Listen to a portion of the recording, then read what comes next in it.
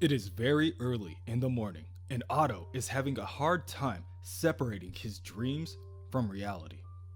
He daydreams about his own days in the university.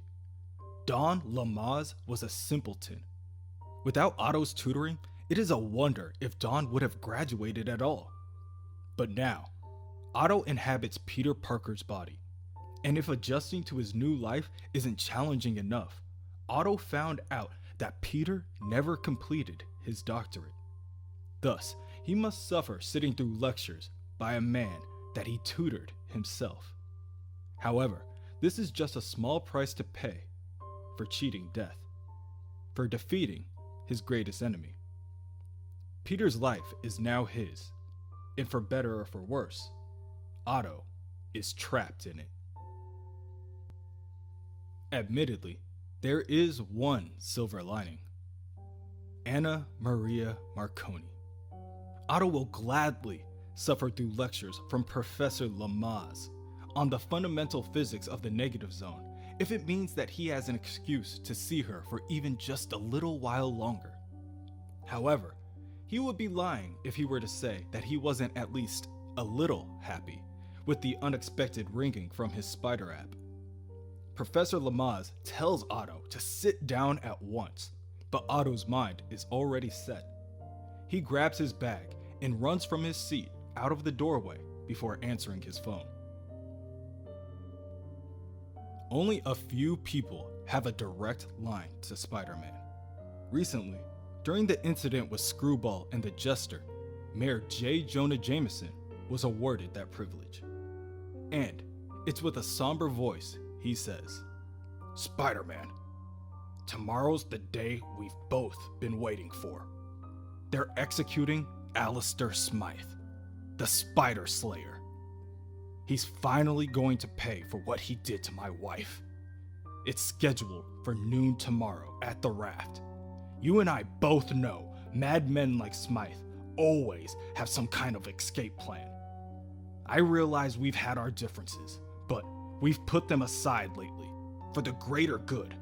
And I'm not too proud to admit you've become my best asset in the war on crime. I want you there. I can feel it in my bones. Smythe is going to try something. And when he does, I want you to shut it down."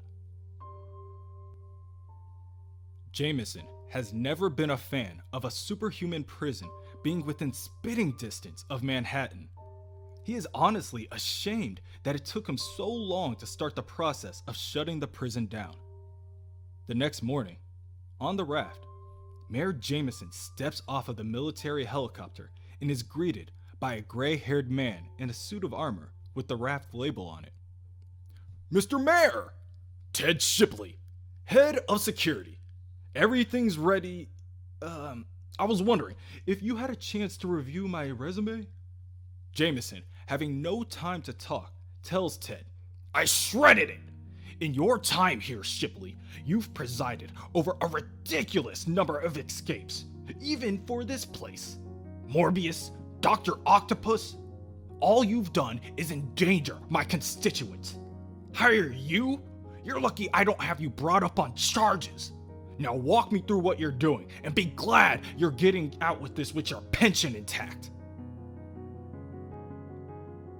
Yes, sir, I promise you. We're taking every possible precaution. We've almost cleared the infirmary. You might have seen Jester and Screwball outside. They were ambulatory. The rest of these guys, well, they're the ones your spider pal gave some extra TLC. He beat Boomerang almost to death, punched the Scorpion's jaw clean off. We have to feed him through a special apparatus. And the Vulture's blind, with multiple lacerations. We're bringing in special transports for all three.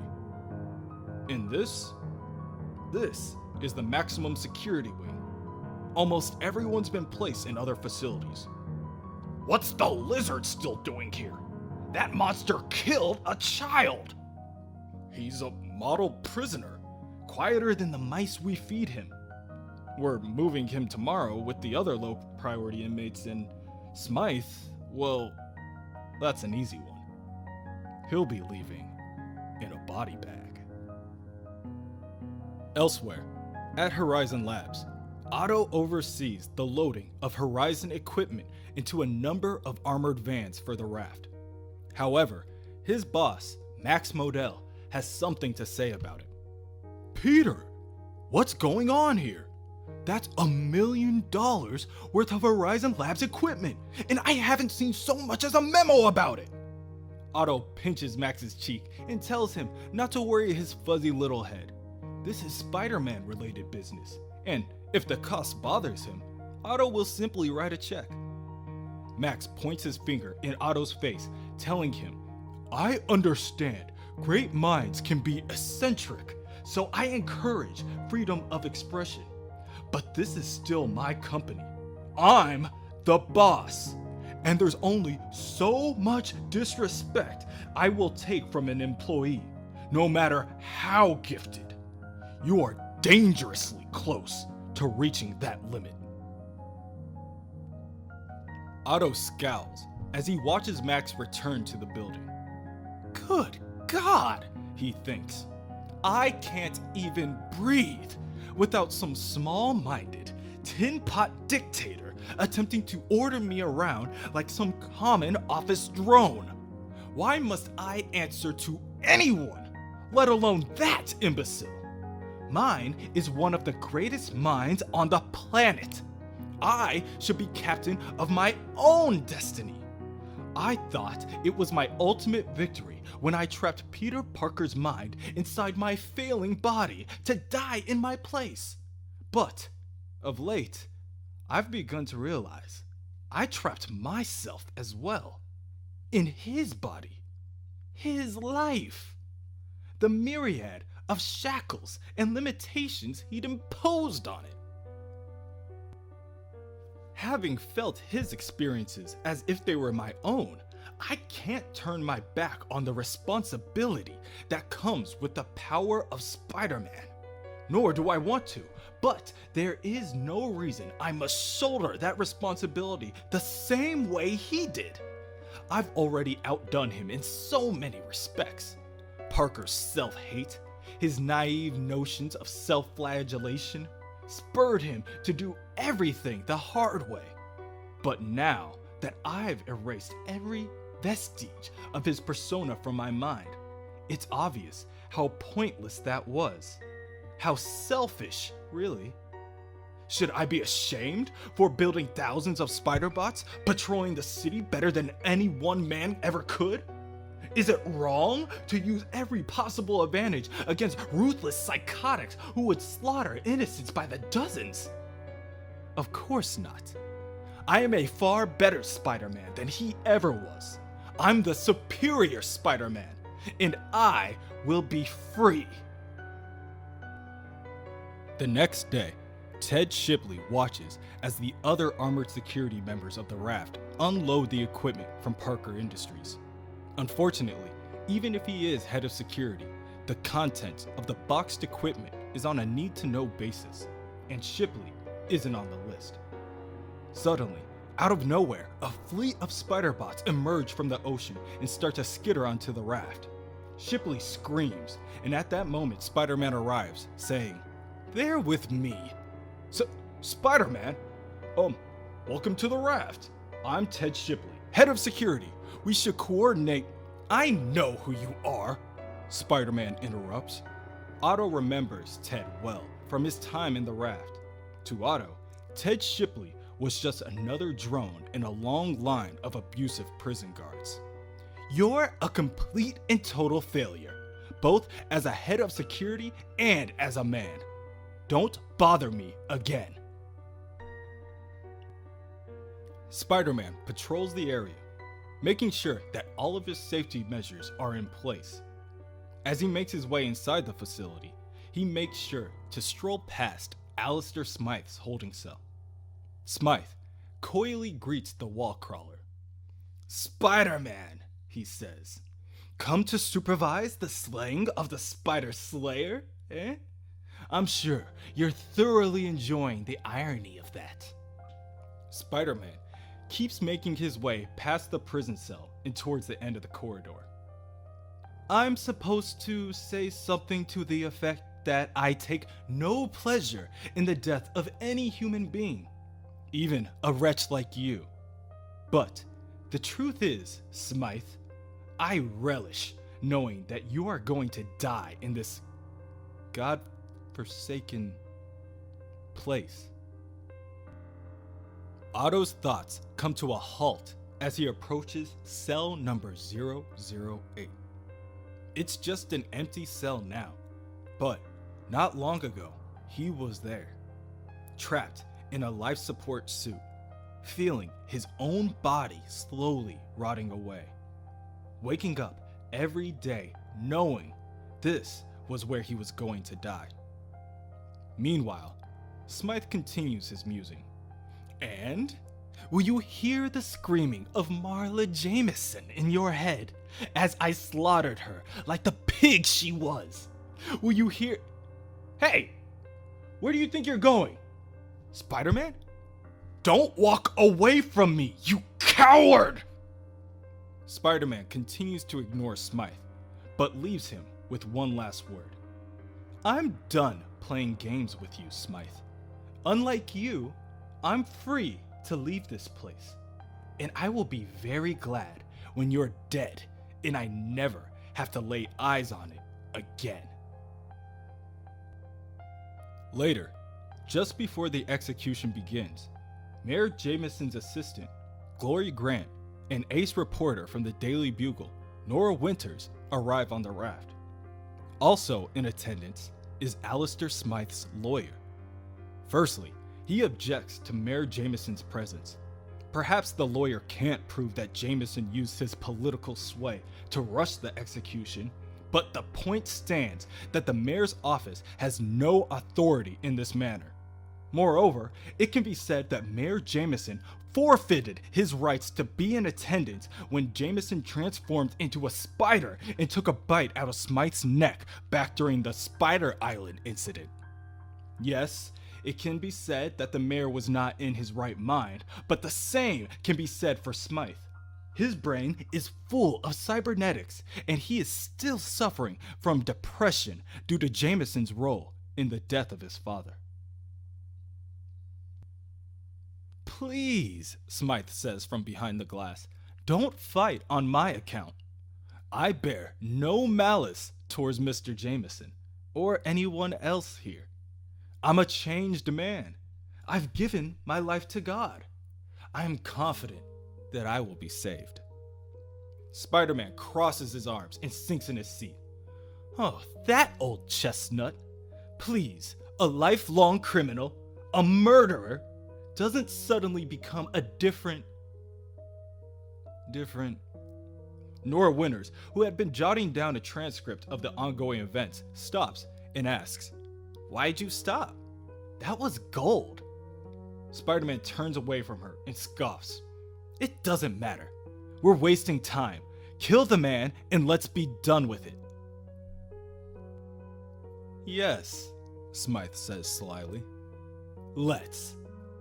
The executor prepares the lethal injection, and at that exact moment, dozens of miniature spider slayers erupt from a nearby air vent. The mini slayers begin to attack the civilians as well as the security guards on duty. The slayers scramble and crawl on whoever they can, and the people scream out in pain as they have their eyes scratched and clawed out. No! I knew it! Declares Jameson, jumping from his seat. I knew this would happen!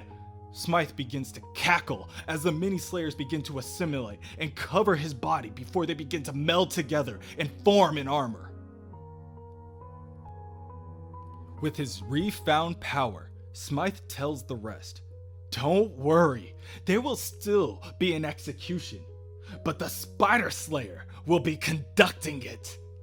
Spider-Man presses on the symbol on his chest as he initiates Plan Zeta 1, and a fleet of spider bots erupt from the same air vents.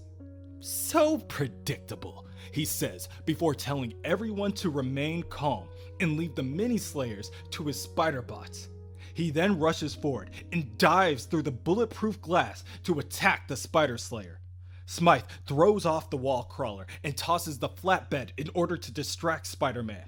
When that doesn't work, he picks up his lawyer and a nearby security guard with his tendrils before throwing them in the hero's direction as well.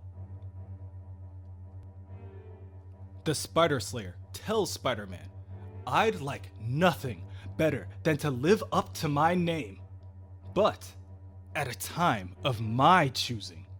My priority today is freedom."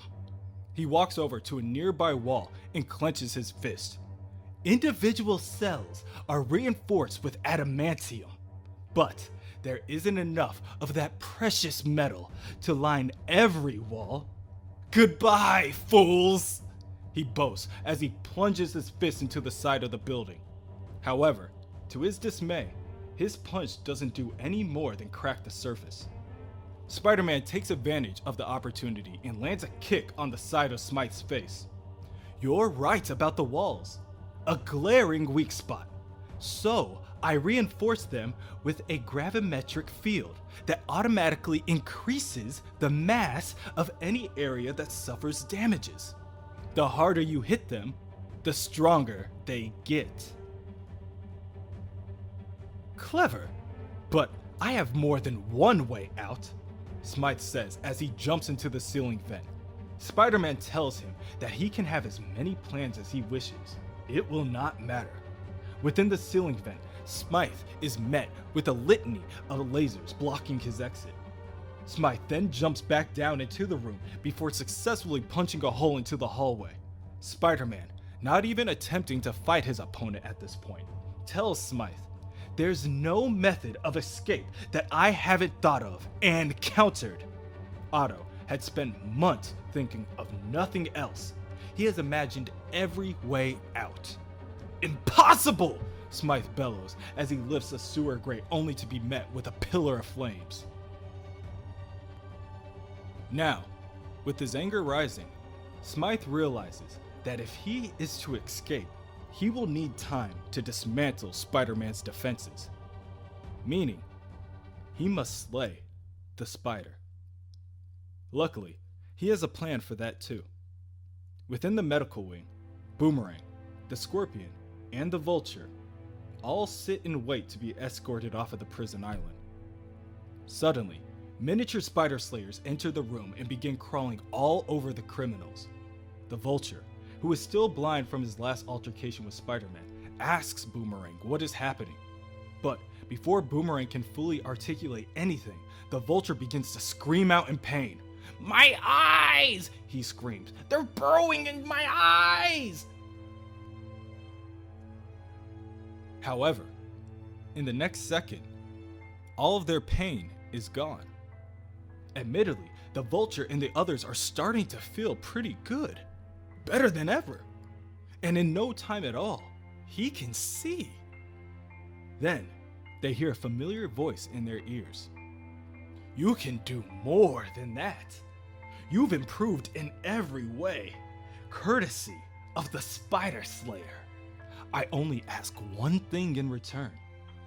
Kill Spider-Man, along with everyone else in here, and we're all free." The Scorpion stands up from his medical bed and tells the Spider Slayer, "You don't even have to ask, Smythe. Killing the spider's always been my idea of fun. But after what he did to me, to us, we won't leave enough of him to bury."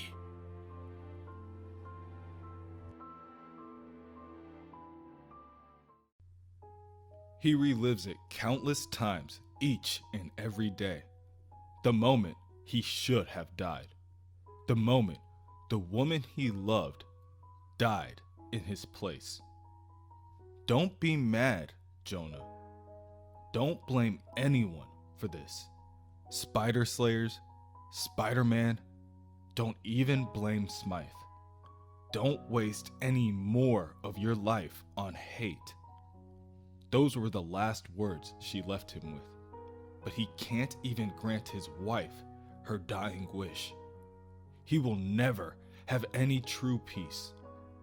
Not until Smythe pays. He is J. Jonah Jameson, the mayor of New York, one of the most powerful men in the world. And he swears, by all that he holds dear, Smythe is not getting off this island. There, in the Raft maximum security prison, moments after the failed execution of Alistair Smythe, Jonah and the others stand in the wake of the destruction. Smythe's legal counsel berates the mayor, telling Jonah that this is all his fault. The mayor once again claims that Smythe is mentally ill. Anyone could foresee that Mayor Jameson's presence would cause such an outcome. Jonah looks towards the mayor and, without hesitation, declares that he has bigger problems to deal with and throws a cross jab that lands across the lawyer's face. The lawyer backs up to join the rest of the group, and the others in the room look around to examine the area. At the moment, in the room stands the mayor and the few other city officials, Nora Winters from the Daily Bugle, and Chief Shipley and the remainder of the Raft security forces. Seemingly, everyone is safe. However, they can't help but be unnerved by the crawling spider bots still scattered across the area in an organized fashion surrounding the bunch. Nora Winters kneels down and examines one as a blue light begins to shine. A miniature Spider-Man appears. Attention, everyone. If you're seeing this, Smythe's attempted an escape. I say attempted because it's going to fail. I anticipated this, and I have taken steps to block Smythe's every possible move. Inevitably, he'll try to use you as hostages. To prevent that, I need your cooperation. My spider bots are going to erect a force field that will protect you until help arrives. Please step inside the circle formed by the spider bots and stand clear of the outer edge. The force field will activate in 5, 4, 3. Just before the force field closes completely, Jonah jumps outside and, against the better wishes of Miss Grant, his assistant, Jonah runs outside the room and picks up a loaded weapon off a nearby raft guard that died from the mini-slayer attack. Jonah examines the fallen guard and the weapon and says, "Rest easy, son. Smythe's going to answer for what he did to you. He's going to answer for everything." Down in a nearby corridor, Spider-Man and the Spider Slayer battle it out. Their battle is mirrored by both of their mini mechanical fleets of metal robots. Smythe claws at Spider-Man again and again, and each swing is easily dodged. "What's the matter, Smythe? Can't find a way out? Seeing counter moves for your counter moves? Is it sinking in yet that you've been outsmarted at every turn? Please, if you think having to kill you to go free bothers me, you're the idiot." Smythe follows this up by using his tendrils to attack. "I'm the Spider Slayer! Your death is the reason I exist! You're a disgrace, Smythe. Your father, for all his faults, was a scientist. He fought with his brain. But you flail around like a bull in a china shop. You're not worth my attention. I've sent word to the Avengers. They'll be here any minute to put a stop to your little tantrum." Spider-Man webs the Spider Slayer to the wall, but Smythe easily shreds the webs apart with his claws. "Reinforcements, eh? Oh, now why didn't I think of that?" The Spider Slayer smirks coyly, but Spider-Man does not notice. He is lost in the midst of his own monologue, declaring, "Yes, I admit your strategy with the mini-slayers was clever. You had a handful of them smuggled aboard, didn't you? and program them to self-replicate using parts from the raft's own machinery as it was being shut down? Not bad by your standards. But what I've done runs rings around you, locking down the entire prison, even with the time constraints in that archaic power grid. At this point, Spider-Man notices that he has said too much. Smythe now knows he must go for the raft's own generators to destabilize his countermeasures and defenses. The Spider Slayer then gets the upper hand on Spider-Man by landing a blow with one of the mechanical tendrils. He prepares to land another fatal blow on the wall crawler, but this one is cut short when a multitude of bullets spray across the area. I killed all the guards. Don't tell me backup's here already. Smythe throws Spider-Man in the direction of the guards, saying, "It's your lucky day, Spider-Man. I'd rather get out than even." Spider-Man bounces off the wall, and the guard runs to his side, saying, "Up, you! He's getting away!" The guard says as he removes his helmet. "What's wrong with you? You led with your jaw like some kind of amateur." Spider-Man, coming to his senses, says, "Why should I take orders from you when you clearly ignored mine? Jameson, I can't protect you and fight Smythe." Mayor Jameson pokes Spider-Man in the chest, declaring that he doesn't need Spider-Man's help. "I want you to do your job. I brought you here to ensure Smythe is executed, so make sure of it."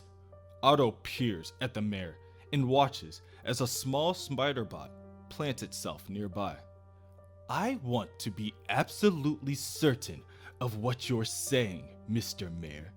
It is one thing to provide security at a state-sanctioned execution, or use lethal force in defense of oneself to others. But if you're telling me to do something beyond that..." "I am telling you that this is the day of Alistair Smythe's reckoning. I am telling you that he will die for his crimes here, today. I am telling you to do whatever is necessary to make that happen. Was that clear enough for you?" "Yes," Spider-Man replies. "That was exactly what I needed. Now, I strongly advise you to go back to the others. Obviously, I can't force you to take advantage of my protection, but I assure you, if things get worse here, you'll wish you are on the other side of that force field." This is nothing but child's play to Spider-Man. He easily uses the Mini-Slayer's own communication signal to triangulate Smythe's location. However, once again, two can play that game. The Spider Slayer does the same. He uses Spider-Man's communication signal to locate both him and the innocent bystanders. He also shares what he's learned with a couple of friends. At that moment, the newly upgraded Boomerang, Vulture, and Scorpion burst through the nearby wall. Boomerang uses one of his enhanced razor rings and slices Spider-Man across the back, telling him that he should have never left them alive. Scorpion runs to the front of the small group, drunk on rage. "You tore off my jaw, punk! That's just where I'm going to start on you." Spider-Man webs Scorpion's swinging tail, only barely stalling his advance. The Scorpion flings a dozen feathers that shred Spider-Man's costume apart. "I understand your anger, Scorpion, but Smythe's made us better than before. He didn't just fix my blindness, he gave me better wings. I may have to keep these." Before Spider-Man can react, a boomerang explodes only inches away from him, throwing him across the room. Boomerang smirks and agrees. Aye, man, I always used to worry about running out of boomerangs, but this suit just grows new ones. Spider-Man flies through the air, and Scorpion catches him with the backside of his claw. He then slams Spider-Man against the wall. Spider-Man bounces off the wall, rolls on the ground, and jumps up to his feet with a burst of energy before webbing up the entirety of the hallway. As his web cartridges run low, Spider-Man tries to reason with the upgraded criminals. Idiots, he says. Smythe's using you. The Scorpion is the first to respond that surprisingly, he's okay with that. Spider-Man, almost at a loss of words, spits out, You really think he'll let you keep those weapons? He'll take them back the moment he gets what he wants. Spider-Man is distracted by a running feed from one of his spider bots in the generator room. The Spider Slayer cackles as he prepares to cut the power to the facility. I hope you have a good shot of this, Spider-Man, because you're about to lose the light. All of it. The Spider Slayer plunges his tendrils into the StarkTech and Fujikawa Industries equipment, and the room echoes with a large boom as the generators burst into flames. Elsewhere, all throughout the prison, darkness falls. The power holding the cell doors closed ceases, and they each fly open. Kirk Connors, the Lizard, finds this as a pleasant surprise. Even the power keeping his mask fastened to his face has stopped working. With only him, Vulture, Boomerang, the Scorpion, and the Spider Slayer being left on the island, he knows something is wrong. The Spider Slayer uses the newfound darkness to once again try to escape through a sewer grate. Farewell, Spider-Man. I'd stay for your slaying, but freedom awaits. To Smythe's surprise, he is once again met with a pillar of flames. Spider-Man then responds to Smythe via his communication channel. You forgot one thing, Smythe. The backup generators. Did you really think I was that stupid? The raft has multiple backup power sources buried deep within the bedrock. I sent you on a fool's errand. Appropriately. A scowl spreads quickly across the Spider Slayer's face. You smug insect. I would have been satisfied with escape, but now you'll see what I'm really capable of. I can see through my robots just as you can. I'm well aware of the civilians you obligingly herded together like sheep for the slaughter, and Jameson meandering the halls alone. Vulture, Scorpion, Boomerang! Follow the route I'm sending to your eyepieces. Kill every person in this place. Scorpion, who doesn't take lightly to being ordered around, says, Bite me, Smythe. The spider punched off my damn jaw. There's nobody on the planet I want to kill more than... Did I mention J. Jonah Jameson is one of your targets? And if you need more motivation... At this, Scorpion stops what he's doing.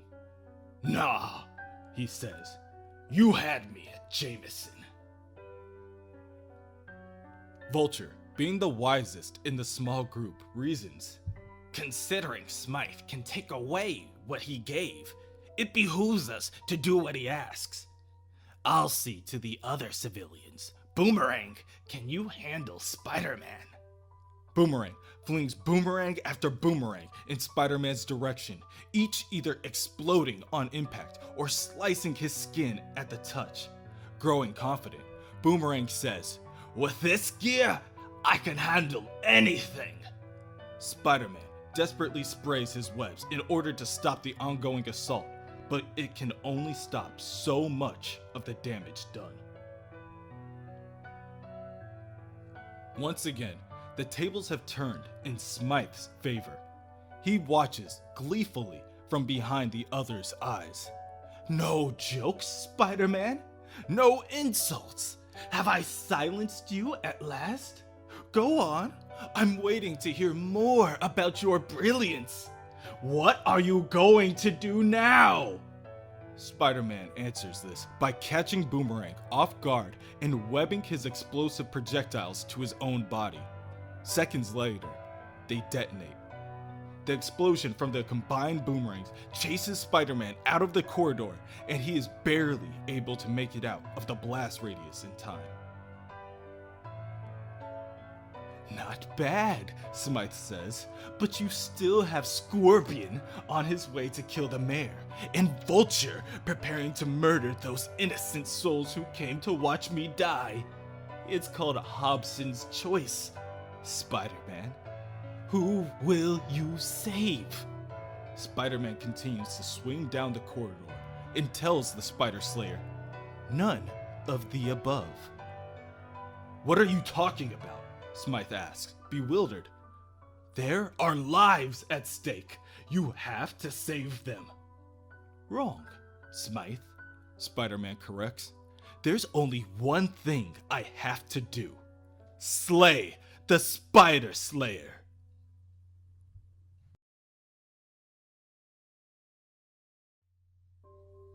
Months ago, Otto was confined to this hellhole they like to call the Raft, dying in an iron lung, taunted by his greatest foe. But it was Peter Parker who perished soon after while he lived on in Parker's body, a far superior Spider-Man. The legacy of Otto Octavius has yet to be addressed, but when it is, a key part will be that Otto refused to let inferiors dictate the terms of his demise, that those who sought to kill him met their own end instead. Spider-Man, followed by a fleet of Spider-Bots, zips down the corridor to the generator room. He barks out to the Spider Slayer. Do you hear me, Smythe? You self-styled Spider Slayer.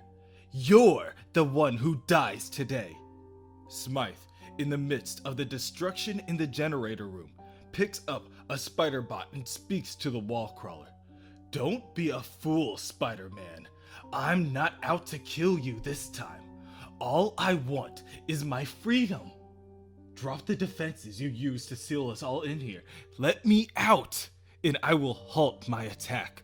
I'll call off Scorpion and the Vulture. But if I don't, they'll kill Mayor Jameson and the other civilians.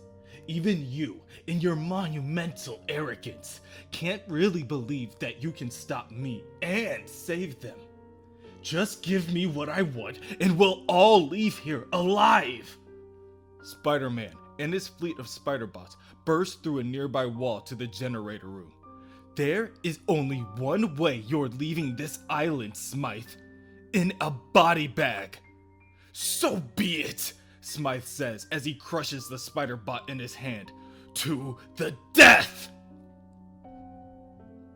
Elsewhere, within the viewing room, the civilians huddle together within the small circular barrier erected by the surrounding Spider-Bots. Fear creeps in as they can barely see a little farther than what passes the glow of the force field. Then, the hairs on the back of their necks stand tall as an eeriness cuts through the air, and from out the darkness appears the Vulture. How thoughtful, he says as he soars around the barrier examining its weak points. All of you bundled here together like a present. Ah, a force field generated by Spider-Man's robots. Impressive technology. Of course, I have some of my own. It looks as though the field protects the robots as well, but I can see it's weaker at the point of generation. The Vulture aims his metallic feathers at the Spider-Bots and is able to destroy one with ease. The barrier begins to dissipate, and the civilians begin to try to reason to the aerial criminal, the priest to the goodness in him, the reporter and mayor's assistant to spin the story, the legal counsel for his right to plead insanity. And while the vulture is stalled and spiraling around what is left of the barrier, Ted Shipley, head of security, tells the other officers his plan. The second that force field's down, we blast him. The guy's a killer, and he's not the only one running loose around here.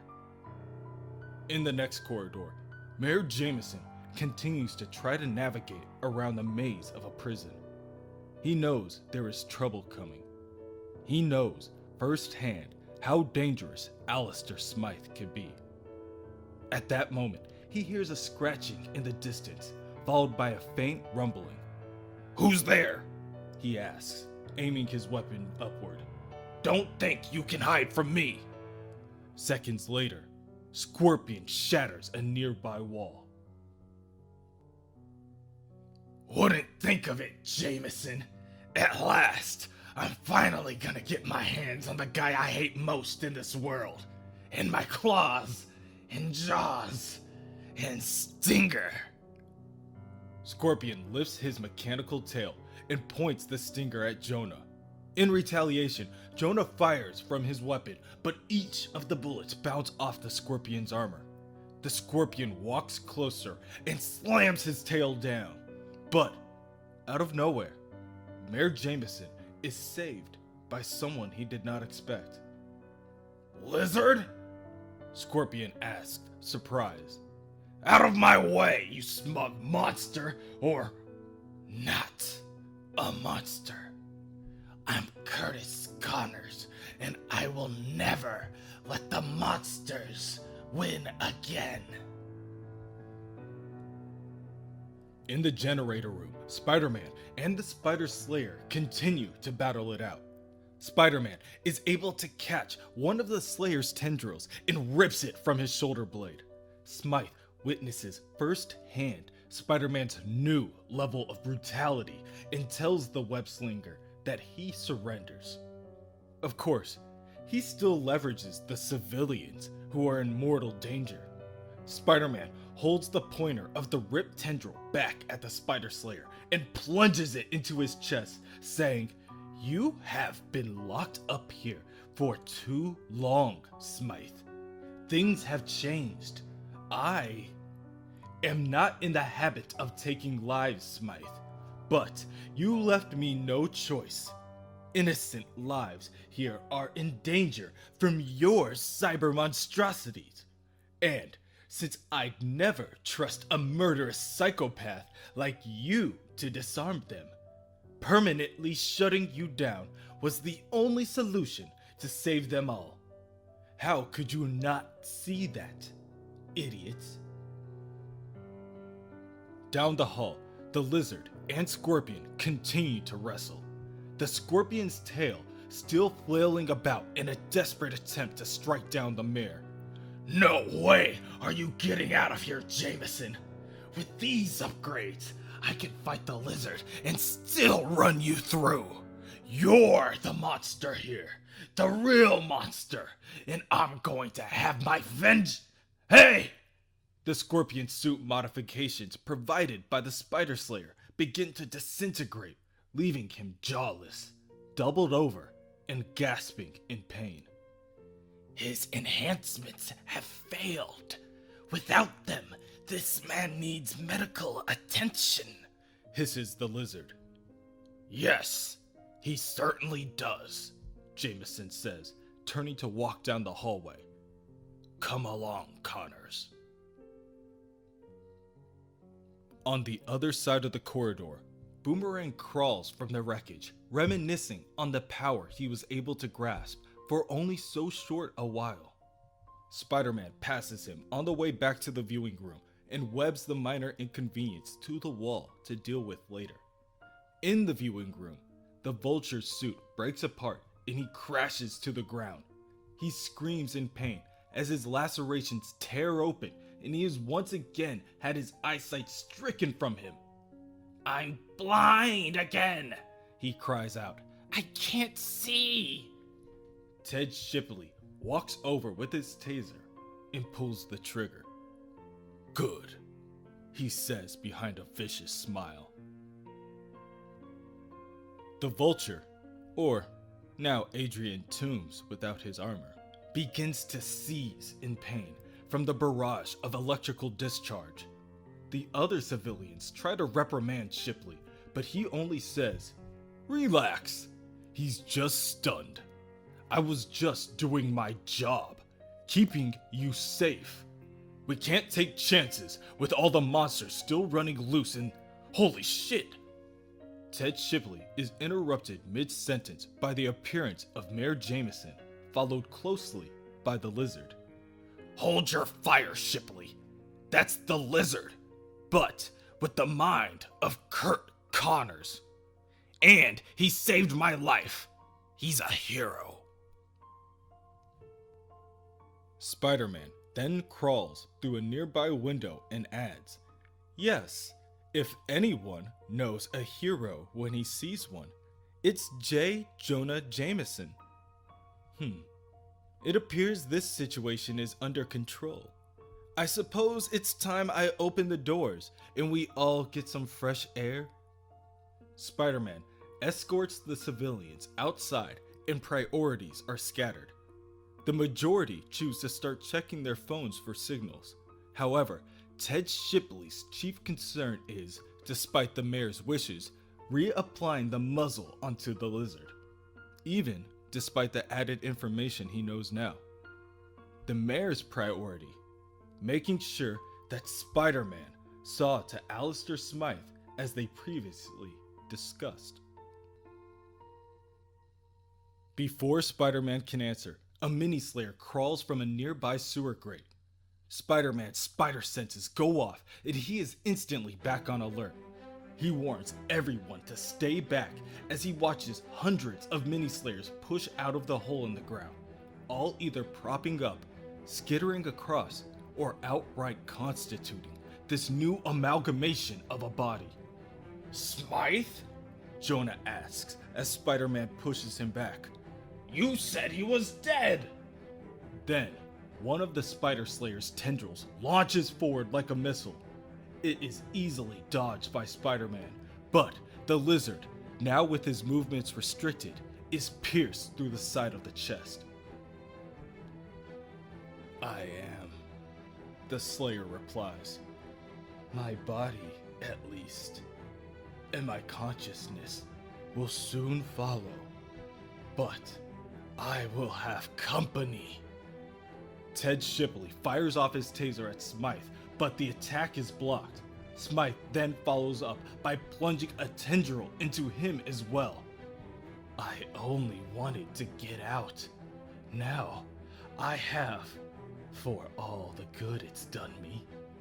All I've got left is to live up to my name. To slay you, Spider-Man. To slay all of you. And you have nowhere to run. Spider-Man webs the Spider Slayer's tendrils down before sprinting forward and tackling the villain into the rocky shore below, stating, Nor do you. Even as Smythe crashes to the ground, he taunts at Spider-Man. Fool, you did exactly what I wanted. My brain function will cease in seconds, but not before. The tendrils on top of Smythe's head grab a hold and wrap around Spider-Man's skull. My consciousness transfers into you. No one will know. I will have my ultimate revenge on you, Spider-Man. I'll steal your very life. I will... Wait. Why isn't it working? The tendrils attempt to pierce the back of Spider-Man's skull, but are stopped by the metal backing in his mask. Because, Smythe, like all your escape attempts, I thought of it first and closed it to you. No! Smythe cries out. I planned for months, locked up in there. How could you think of everything? Spider-Man leans in close to whisper his parting words. Because I am Otto Octavius, and I've already done it, imbecile. Your final act as the Spider Slayer, your last great battle, wasn't even against your true enemy. That's your legacy. Nothing. Less than nothing. Alistair Smythe dies there amongst the rocks. Spider-Man carries him back to the raft and throws him at Mayor Jameson's feet. This experience has left him a changed man. Later, the Coast Guard picks up the group and Jameson prepares for the media swarm awaiting him back at the city. He is wholeheartedly prepared to shut down the raft for good. Spider-Man brings Jonah to the side. I think your plans for the raft are premature. I have a thought on the matter. You should give it to me as a base of operations, a superhero headquarters, as it were. What? Jonah snaps. Are you mad? Under no circumstances would I ever! Spider-Man holds up a spider bot, which produces a recording of their last conversation. A pity. We've worked well together. Perhaps this will motivate you to see things my way. A complete recording of you, the mayor of New York, ordering a man's execution. Maybe we should let the media decide. Or a jury of your peers. To Jonah, Spider-Man has once again shown his true colors. He has proved what a menace he really is. At the press conference, Jonah grumbles out. And so, today's events have inspired me to turn over the raft to our city's greatest hero, the man whom I owe your life. Yes, owe my life. The amazing Spider-Man. To use as his own superhero headquarters, from which he can protect and watch over us all. Spider-Man, I present to you the raft. Otto looks into the flashing lights from the cameras in the crowd and says, Ah, not the raft, Mr. Mayor. From this point on, it shall be called Spider Island 2. So that's it. Write your own story, fools. Mark this day well. For today, Otto casts off the last of the chains Peter Parker saddled him with, and he begins creating his own legacy. He is no more bound by Parker's life than he is by his own former existence. Otto shall create something entirely new, something wonderful. This shall be his legacy. A brand new day. No, a brand new age. The age of the superior Spider-Man. The greatest hero of them all.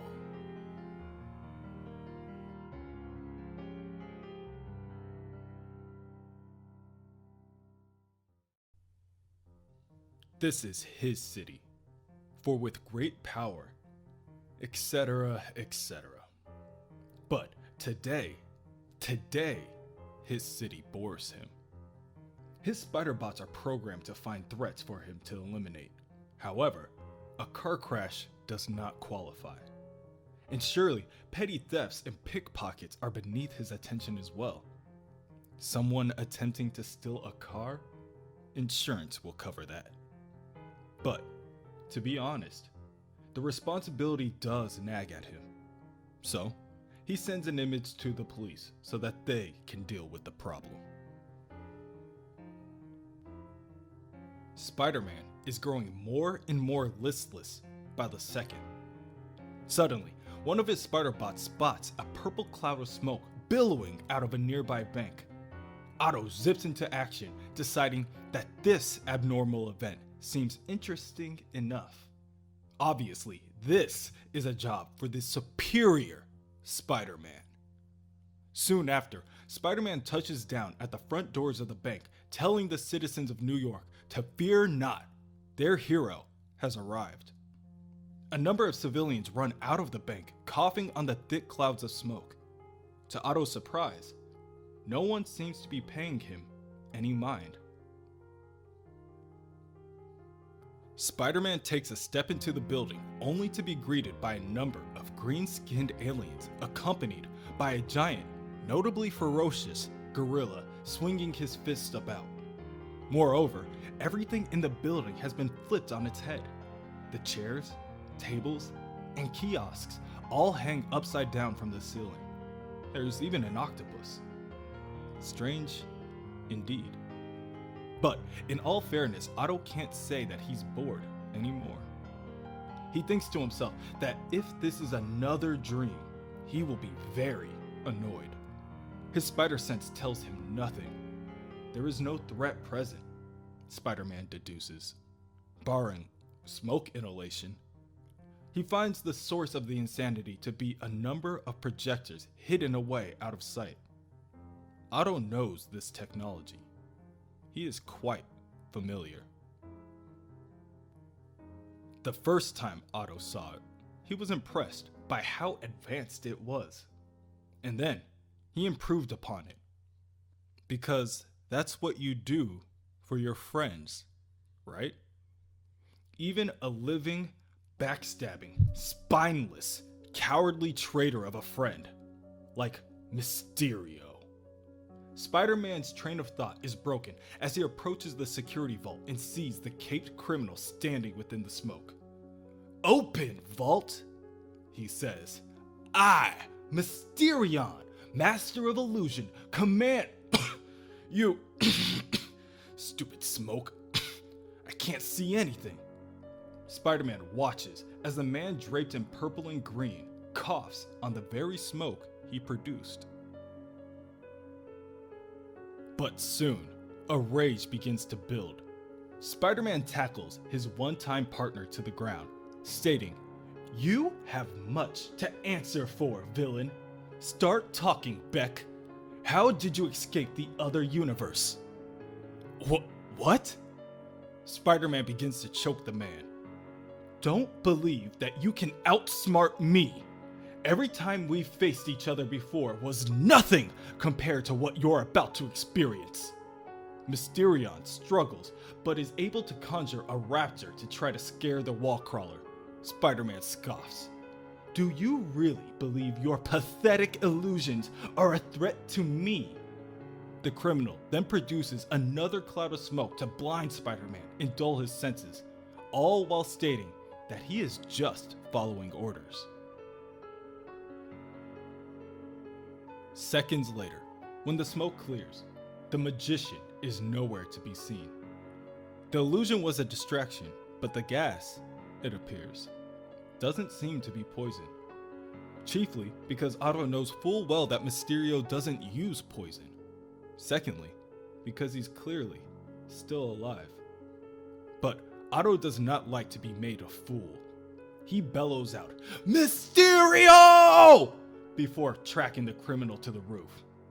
On the roof, Mysterion clicks a number of buttons on his gauntlet in order to make a call. "Come on, pick up! Pick up! Answer the phone!" Mysterion is interrupted by Spider-Man webbing his helmet and yanking the magician towards him.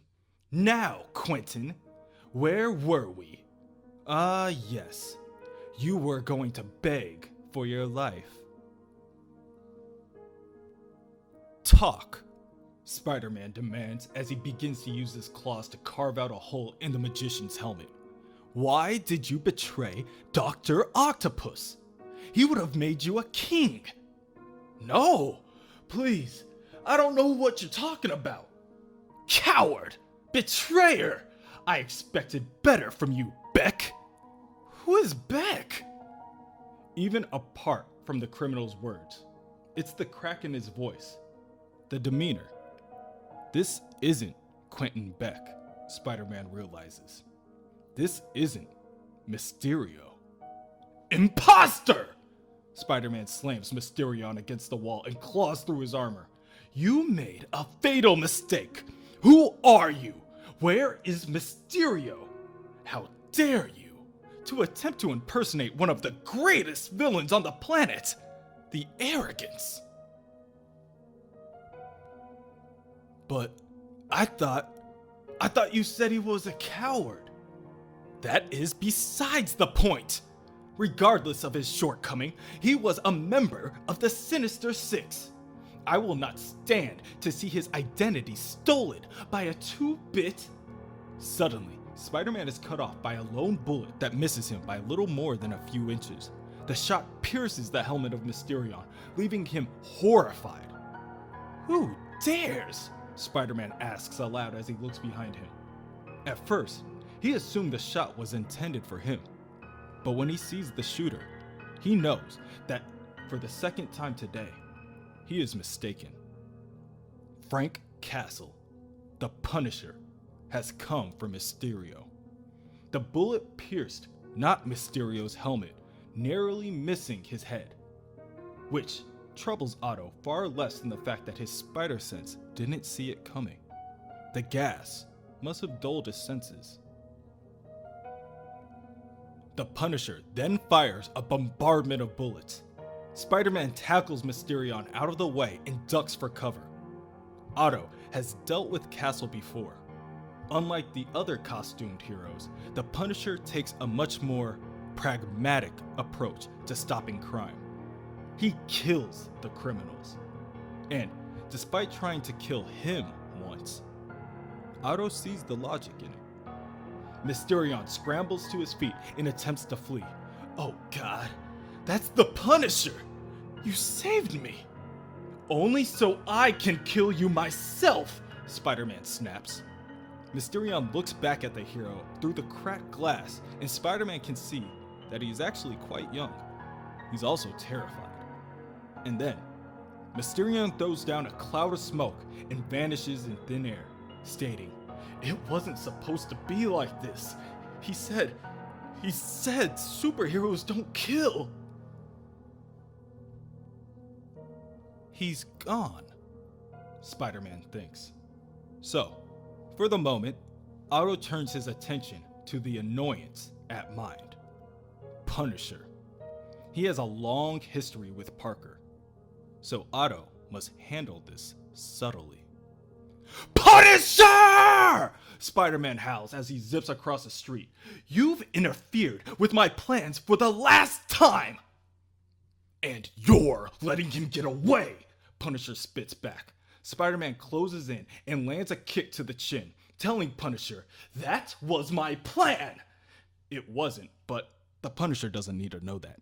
Shouldn't you be in a case with the rest of the animals? I still have work to do. And killing Mysterio is on your list? Yes, just like it should have been on yours years ago.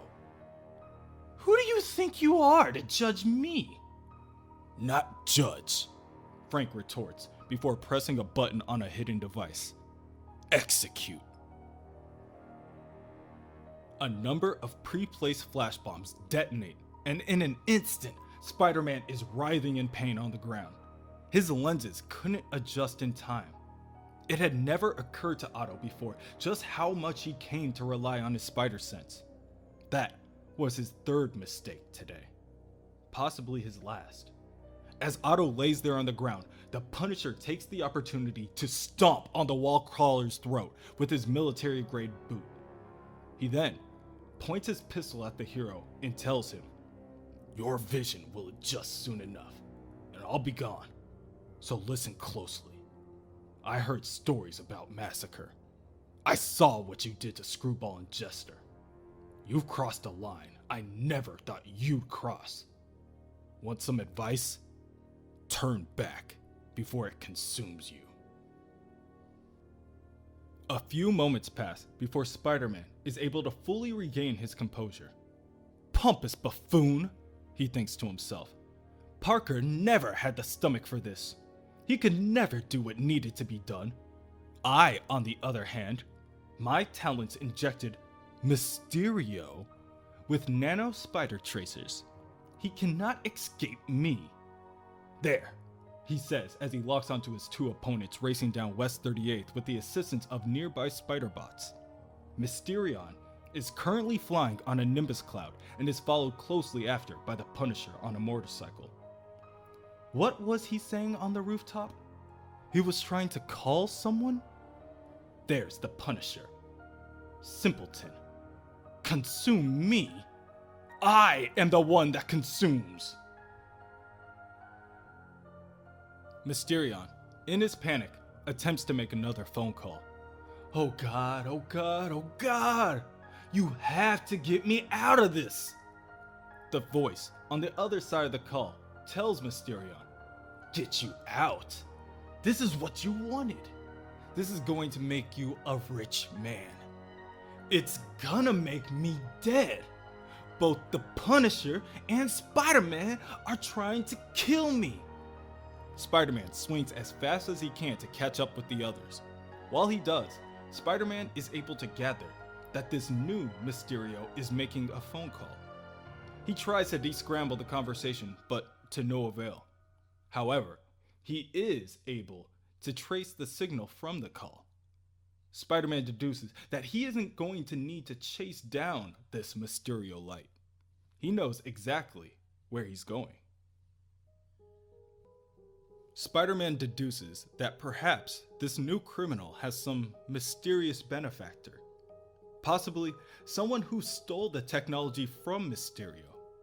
Spider-Man cuts through a number of alleyways and approaches the side of the skyscraper. He tells himself, someone created this new identity for, what did he call himself?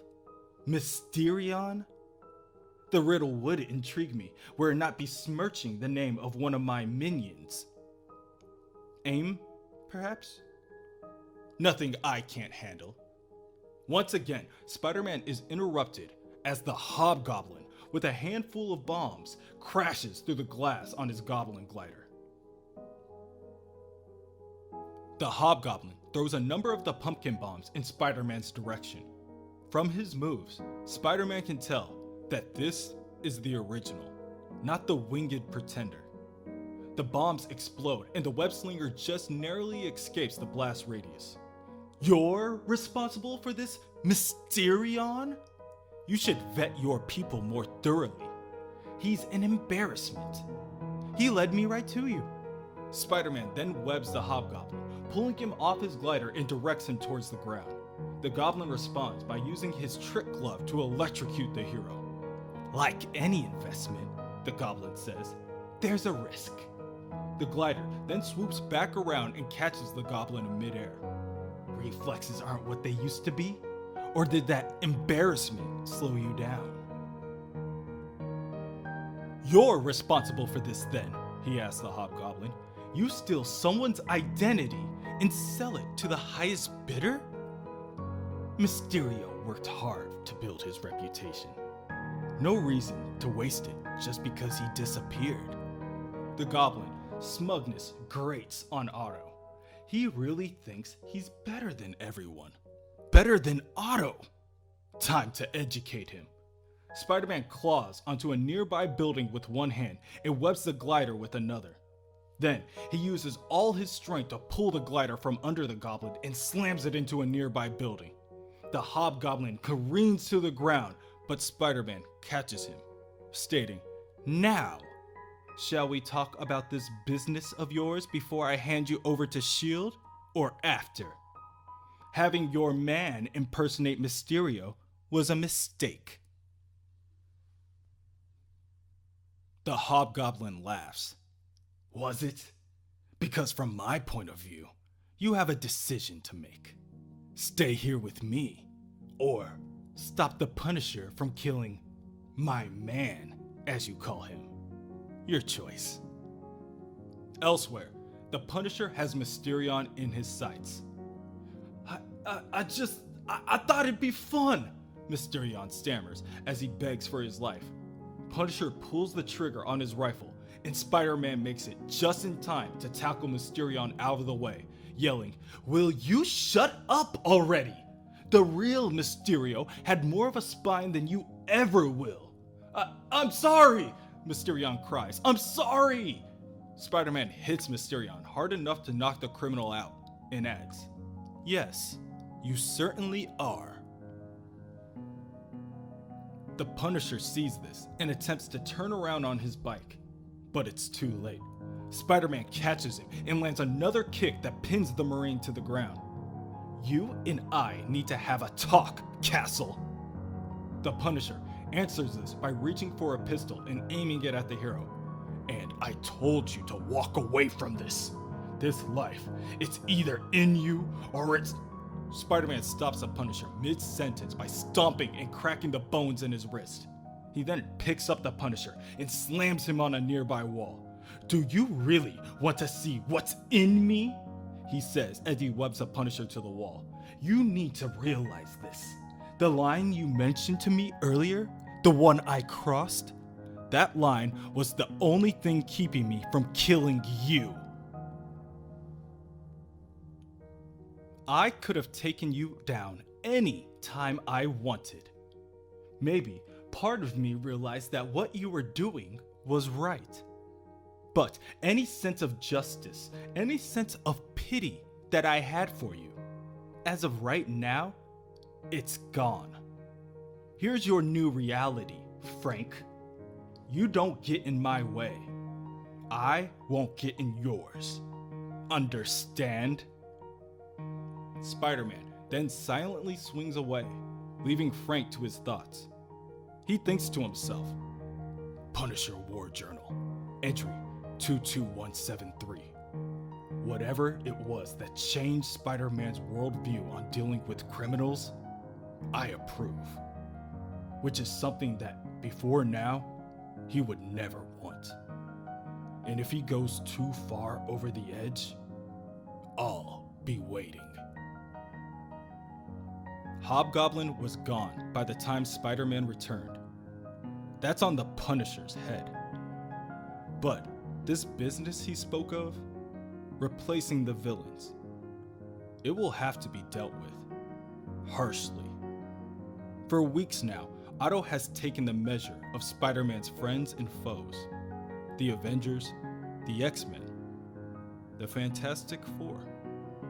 He is superior to them all. But enough is enough. It's time to go to the next level.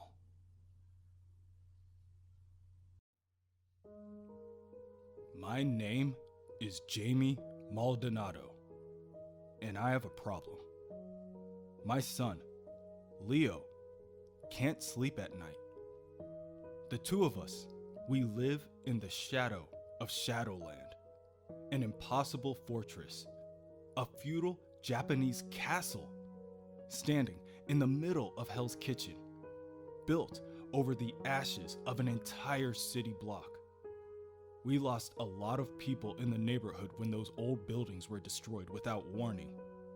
A number of children Leo's age. More than enough ghosts to haunt him. But that's not the worst of it. A monster lives there now, lording over us. The Kingpin, crime boss of all New York. Everyone knows what's going on in there. Ninjas and crazy super freaks darting in and out at night. Terrible screams coming from inside, and no one does anything. He pays us enough to look away, but not enough to leave. Some days, I am so angry, I can feel myself shake with rage. All the way down to my... Jamie is interrupted by the sound of thunder. Doom. Doom. Doom. It's powerful. The very vibration shakes the ground beneath him. His son wakes up afraid, and Jamie rushes over to console him. He tells Leo, that everything will be okay.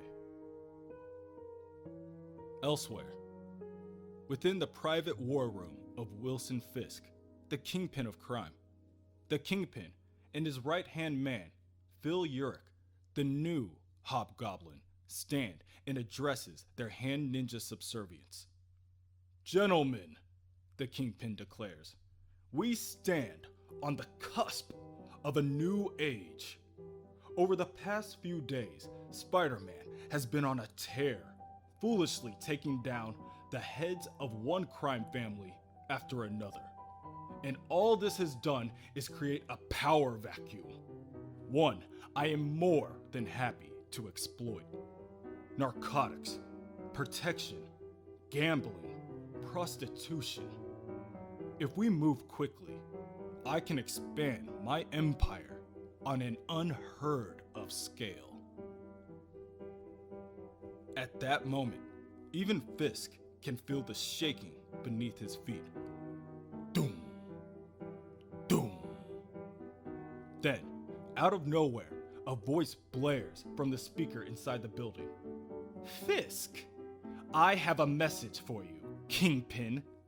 As of tonight, your reign is over. What? What is the meaning of this? Wait, I know that voice. Spider-Man! You would dare show yourself at the gates of my stronghold, at the very heart of my kingdom? Are you mad? What could you ever hope to achieve here? Fisk storms out of the building, only to be greeted by a number of monstrous spider mechs and a slew of minions. Spider-Man, from the largest of the mechanical cephalopods, says, in one word, regicide. Spider-Man instructs his newly gathered minions to open fire, and they begin to topple the classical Japanese structures to the ground. Arachnauts target all structures. Spiderlings go man to man. Leave nothing standing. Leave no one alive. Pistols penetrate. Swords fly. Blood is spilled, and clouds of ash rise to the sky as the battle begins. Jamie runs out to the city street and asks one of the armed spiderlings, "What's going on out here? Who are you?" The soldier responds, not to him, but to all the civilians. "People of Hell's Kitchen, remain calm. We're Spider Patrol 7, one of Spider-Man's tactical units." Spider-Man is ending the threat of Shadowland, right here, right now. We've been deployed to ensure your safety, along with 300 spider bots. In case of an emergency, force fields will be erected around you and your homes. None of you are in any danger. "What about those things?" an elderly woman asks, pointing to the Arachnauts. "They're only trained on Shadowland, ma'am. Though, we'd advise you keep a safe distance." Jamie, almost at a loss of words, mumbles, "Unbelievable. Someone's finally doing something." "Not someone, sir. Spider-Man." As the onlookers watch in amazement, Spider-Man jumps into the fray. He leaps from one hand ninja to another and shows no limit to his brutality as he claws them to pieces. "Wall crawler!" the Kingpin bellows. "You'll pay for this effrontery!" A number of spiderlings begin to fire their weapons in Fisk's direction, but he is saved by the new Hobgoblin, blocking the bullets with his bulletproof wings. "Jeez, boss," he says. "Not now! We gotta get you out of here! Everything's going straight to hell!" "And you two along with it, Hobgoblin. Make no mistake, my friend, these are your final moments, and what's left of this castle of yours shall serve as your tomb. A fitting end where you shall finally get what you so richly..." Spider-Man is interrupted by the pinging from his wrist communicator. "What now?" The device informs Otto that he is receiving a call from the mayor's office. "Very well, put it through." A number of mechanical appendages are produced from the hub on Spider-Man's back, each as sharp as his claws, and he uses these to deal with the ninjas while he attends to other matters. "Sorry," he tells them, "I have to take this." Spider-Man turns his attention towards his screen on his wrist and says, "This isn't a good time, Mr. Mayor. I'm a little busy at the moment." "Oh, this shouldn't take too long, Avenger," says the mayor. "I just have one tiny little question for you. What in Sam Hill do you think you're doing, you blithering bug-brained buffoon? You're blowing up a building in my city? Of all the— Enough!" Spider-Man snaps, silencing Mayor Jameson. "This isn't any building, you incompetent clown. It's Shadowland, a physical hub of the Kingpin's criminal empire. You and the city have known about this for some time. Avengers have been inside. Luke Cage, Iron Fist, and myself. We've gone on record about everything that transpires here, and there is no earthly reason why this place should still be on the map. It goes down tonight." "You've gone too far this time, you web-swinging weirdo. You didn't have the authority to—" "Actually, I do. Or will have shortly, courtesy of you, Jameson." "What?" "You heard me. You're going to fill out your forms and make whatever calls you have to, and ensure that this surgical strike has the full backing of the mayor's office. Is that understood? Or do I have to remind you of the little talk we had last week?" "No! You can't! There'll be questions, casualties. Think of all that'll be lost, man. I beg of you." "Lives? What lives? All the civilians are under my protection, and Fisk's men, these hand ninjas, turn to dust once dispensed with.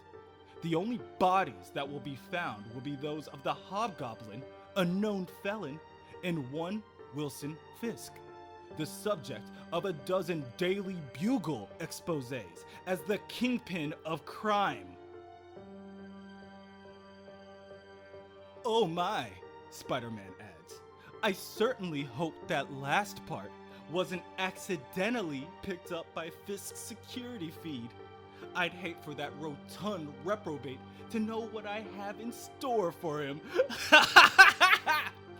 As Spider-Man finishes his conversation with the mayor, Fisk and the Hobgoblin watch from behind a screen inside their lair. Hobgoblin cannot help but add, "So, is that what I sound like? That's kinda creepy." The Kingpin, in absolute shock, stutters.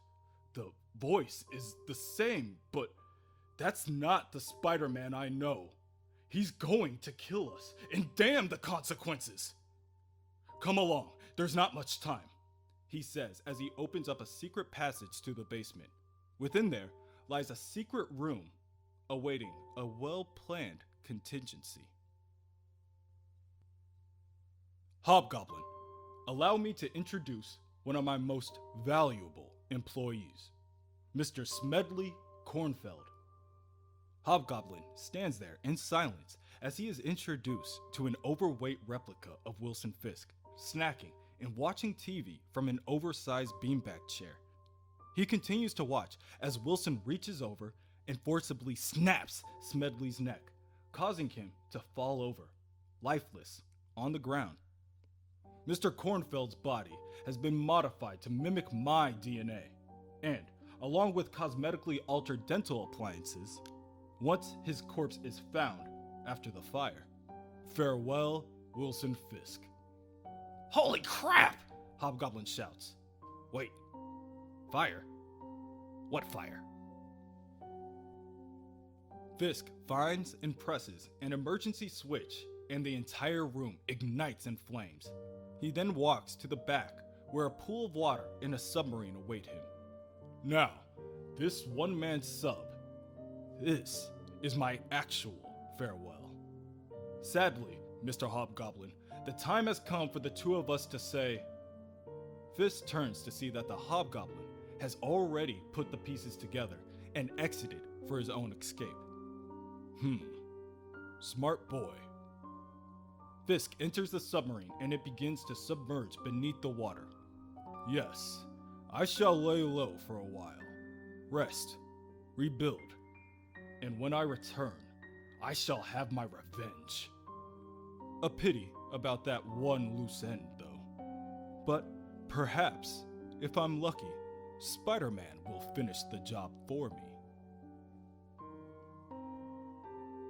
The Hobgoblin flaps his wings and brandishes his sword of fire, swinging madly to knock the debris out of his way. This is great! Spider-Man wants me dead. Boss wants me dead. Every piece of frickin' rubble wants me dead. For just once tonight, you'd think something would go my way. Hobgoblin successfully exits the collapsed building and hides behind a pillar. Yes! I made it out to the other side. Okay, shut up, Phil. None of them saw you. Keep moving and just get out of here. Suddenly, Hobgoblin lets out a scream in terror as he is spotted by a nearby spider bot. He raises his sword and prepares to strike. One of the spider's eyes! It'll tell him where I am unless I... But, just as he is about to swing, the spider bot disengages, claiming that the Goblin Protocol is in effect. Not fully understanding what is happening, Hobgoblin takes advantage of the opportunity and sneaks away. And soon, all of the commotion comes to an end. Spider-Man tells the civilians, "People of Hell's Kitchen, your nightmare is over. Shadowland is no more." Jamie is the first to approach the hero with an arm extended. "Thank you, Spidey," he says. "That's why I'm here, Mr. Maldonado. I'm Jamie, and this is Leo." "Nice to meet you. Remember, Leo, I did this for you. Me and my men, we did this for all of you. And all thanks to the very gracious support of our very own Mayor J. Jonah Jameson. Wherever you are, Triple J, I couldn't have done this without you, partner." The next day, Jamie and the others of Hell's Kitchen have smiles on their faces as their optimism soars. For the first time in a long time, they feel safe. The nightmare is finally over, and they are in a better place, all thanks to Spider-Man. All because he's watching over them. But Spider-Man cannot see everything. Certainly not the new dealer with a goblin tattoo. When a junkie approaches the dealer looking for his usual fix, the dealer tells him that the block is under new management. But the junkie is in luck. This new dealer can produce whatever he needs. Elsewhere, within the sewers, a number of men sporting goblin masks escort some hand ninjas that manage to escape. The masked men tell the ninjas that they are all welcome in the Goblin Underground. The hand ninjas deny their offer, saying that they are unworthy. They ran away from a fight, and there is no greater dishonor. But the masked men tell them that doesn't make them cowards. It makes them smart. And to the Goblin, the ninjas are far from unworthy. In fact, they're worth more than they could ever possibly believe. Once the new group of members assimilate with the gathering crowd of hoods and vagrants, a voice echoes throughout the area. Gather round, my subjects. We have wonderful news. As Wilson Fisk's former minions join our ranks, we gobble up his infrastructure. We've passed the tipping point. 52% of all organized crime in this town is under our control. And for that, we owe a very special thanks to the Spider-Man. for cutting off the heads and leaving us the bodies. As of right now, your Goblin King is now the Goblin Kingpin of crime. Without even lifting a finger, I've already won. New York is mine!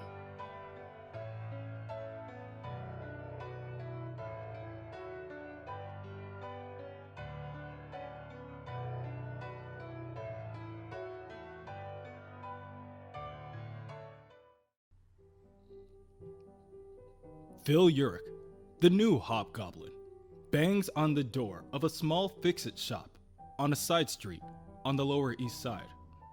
Within the shop lies the Tinkerer. "Be with you in a minute. We're not open for business," the Tinkerer calls out. But Hobgoblin bursts through the door anyway. "How many times have I told you?" asked the Tinkerer angrily. "No costumes through the front door. I swear, Goblin, if I have to change shops again." "Back off, Tinkerer. I ain't got time for subtle. It's the spider. He's gone crazy. Blew up Shadowland with giant robots and an army and he took out the Kingpin."